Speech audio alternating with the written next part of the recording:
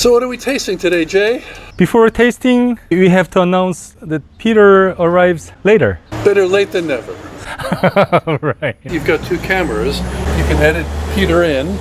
Yeah. We are going to taste 6 Sauvignon Blanc. Yum. Do you like Sauvignon Blanc? When it's good, I love Sauvignon Blanc. Even when it's mediocre, it can be okay. Sauvignon Blanc's a component in some of the great white wines of the world. The great wines of Grave in Bordeaux are blends of Sauvignon Blanc and Semillon, by and large. I love to have oysters with entre deux mer. Yeah. Oysters and unoaked Sauvignon Blanc, delicious. Yeah, I love it. I've prepared the 6 bottles of Sauvignon Blanc for today. 5 of them are from New Zealand, and 1 of them is from Chile.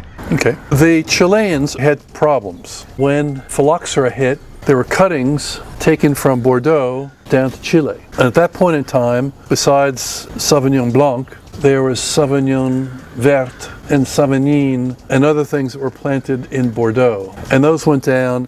And so the old Sauvignon Blanc in Chile was frequently a field blend of those and didn't taste particularly like Sauvignon Blanc. The new plantings in Casablanca and Leda, which are on the coast, so cooler parts, are 100% Sauvignon Blanc. For the most part, they're planted with a UC Davis clone. I think it's clone 10. But that clone tends to give grassiness as opposed to the gooseberry that you find in the Loire Valley. So we'll see if we can use that as our criteria. Okay. And I notice, being the nosy man that I am, that almost all these are screw caps. Yeah, exactly. Usually I prefer the bottles with a screw cap to that of cork. Yeah, so do I. In terms of color, there is almost no difference. Right, they're all the same color. I didn't manipulate it at all this time. But I suspect that they've all been made the same way.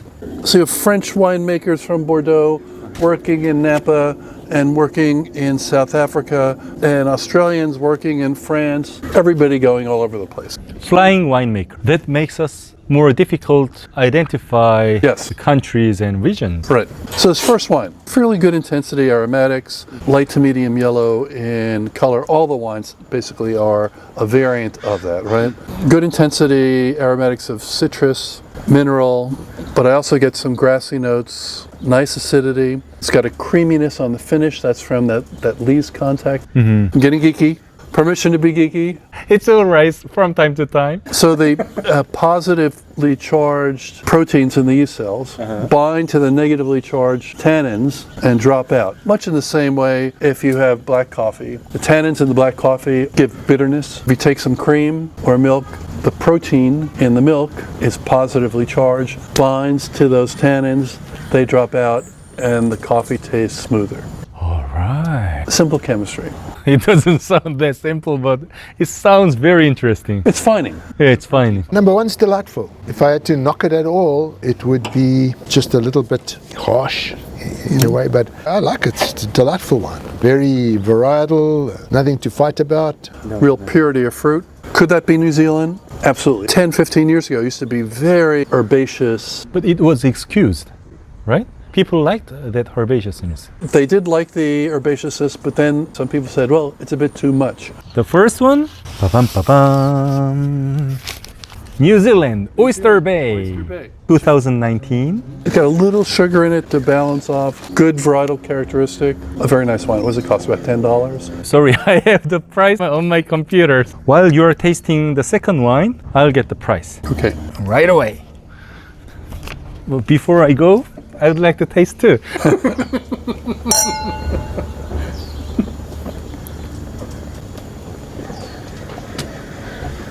So the first wine, it's $13. This is very similar to the first wine, except that there's just more to it.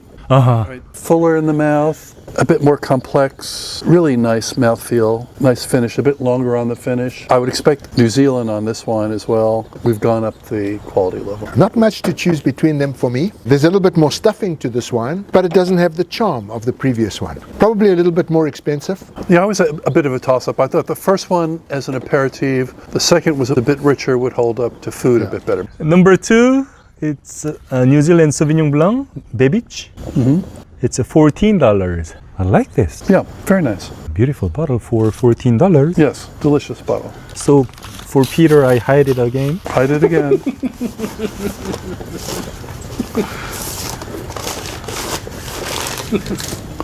Okay, then let's go to number 3. Number 3.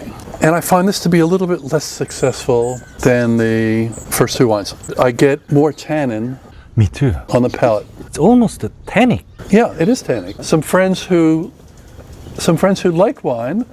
Peter. Sorry, That's okay. So 5 of them are from New Zealand, Okay, and only 1 is from Chile. from Chile. So you haven't decided where they're from yet, because you haven't tasted them all yet. So you don't. No, not yet. I'll just quickly taste the others. So because now I got to figure out which one's from Chile. And I haven't manipulated the wines. No oak, no sugar. No. Yet. That has even more concentration than the other 2. It's a food wine for me. Tasting it now again, I like it slightly worse than the other 2. But again, we're splitting some hairs. Yeah. Some hairs. And Peter and I are losing our hairs from having split them so many times. You're doing better than I am, which pisses me off. You've got some color still. I was so upset the other day. We were showing old photographs of when we all got together to run marathons. And one of the guys was there, and he knows all of us, and he's looking through the things, and he says, "That, oh, yeah. Who's that? He's standing next to me. Who's that?" I says, "It's you," because I had black hair. Your eyebrows are still very black. Because Valerie pisses on them. What are you thinking about? Number 3 is Matua Sauvignon Blanc. New Zealand Sauvignon Blanc in 2019. $10. $10. Paying $3 more for the Oyster Bay. It gives you a smoother Sauvignon Blanc. I would definitely pay more. And the $4 for the Babich. I would do that.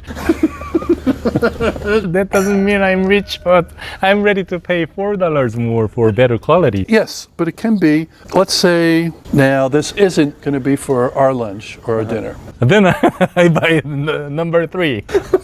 You want to start off on number 4, Peter? On the nose, a little bit of lemon, well balanced on the nose and on the palate. Lots of kiwi fruit. Quite Sauvignon Blanc, gentle, well done. To me, this is New Zealand. Liked it a lot. The old style was lots of asparagus and bell pepper In your face. in your face. And they've toned it down. I completely agree with you. I thought it was a very nice wine. Wine number 4. I thought it was New Zealand after all of this as well. You too? Yeah. Okay. So And I think it was the best of the first 4. number 4 is Kim Crawford. Kim Crawford, amazing. 2019. It's a $15. Okay. What it does show, $15 and under here in the United States, you can get very nice New Zealand Sauvignon Blanc. I know from experience, paying more, going up the quality level, you can get even more still. But these are very good value wines. I agree. So we do number 5 now. Slightly less varietal at the beginning, but then very definite varietal on palate. Well mannered again, gentle. I liked it a lot. I also thought it was New Zealand wine. Yeah, I'm in the same boat. Though what's interesting, I got maybe a little hint of some old barrel here. I think we're a little bit further up the price chain. Very nice one. It's more lactic than the others, previous ones. Number 5. Cloudy Bay. Oh, you are going up. They've improved their wine. Cloudy Bay, when it became a hit all by itself, was, to my mind, terrible. That was good. Well, it used to be very asparagus. Now it's Yeah. very delicious. And this is the most expensive one. Like $30. it's $30. It's more elegant than the other wines. It's a much longer finish. Yeah. And we know that our last wine, I know the identities of the first 3. This is different from all the other wines. It is. I would have going to say this was the Chilean wine anyway. There's lots of oak on this wine. It so happens that I like it the best of all of them. You like it the best? Which is strange because I normally prefer things like this to be unoaked.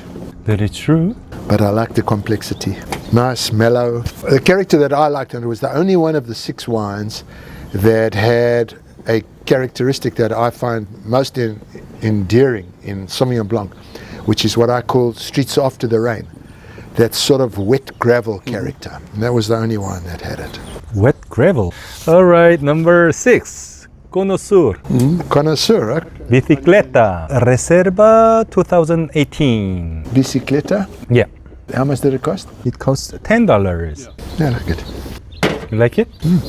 It's a delight, right? We get on our knees and pray to God, thank you, that we've had a flight of wines and that we're all pretty enjoyable. Absolutely. No, it's a very reliable grape variety. They make good wine out of it all over the world. People know how to deal with it. They don't get too serious about it for the most part. So what is your favorite? Mine's a Cloudy Bay. Cloudy Bay. And yours? Mine is the Chilean wine, followed by the Cloudy Bay. The Chilean wine, followed by Cloudy Bay. Yeah, Mine is Kim Crawford. it's very mellow.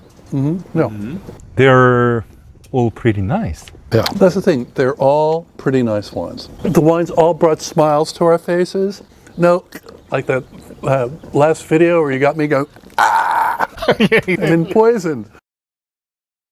So I prepared a little bit of food Ah, to enjoy it with Sauvignon Blanc. it looks spectacular. Yeah? Yeah.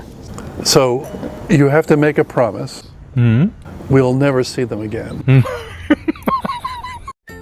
이럴 땐 이 와인 네이버 밴드로 놀러 오시면 와인을 잘 몰라도 편하고 싸게 사실 수 있도록 제가 많이 도와드립니다. 다들 만족하시고 좋아하시더라고요.